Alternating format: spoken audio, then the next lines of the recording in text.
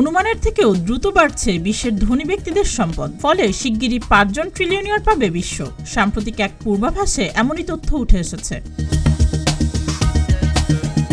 British উন্নয়ন সংস্থা অক্সফামের প্রতিবেদন অনুযায়ী আগামী দশকের মধ্যে কম করে হলেও 5 জন ব্যক্তি ট্রিলিয়নিয়ার হবেন, যা ছাড়িয়ে যাবে গত বছরের অনুমানকেও।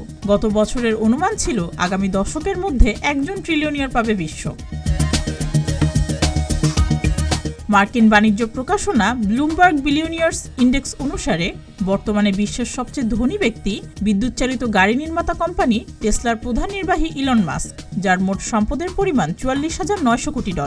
তালিকায় এর পরেই রয়েছেন অ্যামাজনের প্রতিষ্ঠাতা জেফ বেজোস, মেটার সিইও মার্ক জাকারবার্গ, ওরাকলের প্রতিষ্ঠাতা ল্যারি এলিসন ও LVMH এর প্রতিষ্ঠাতা বার্নার্ড আর্নো।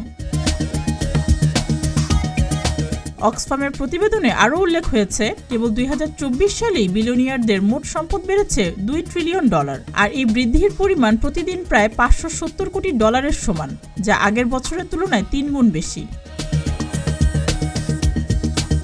এদিকে বিশ্বব্যাংকের তথ্য জানিয়েছে 1990 সালের পর থেকে দারিদ্র্যসীমার নিচে বসবাসকারী মানুষের সংখ্যা খুব একটা বদলায়নি।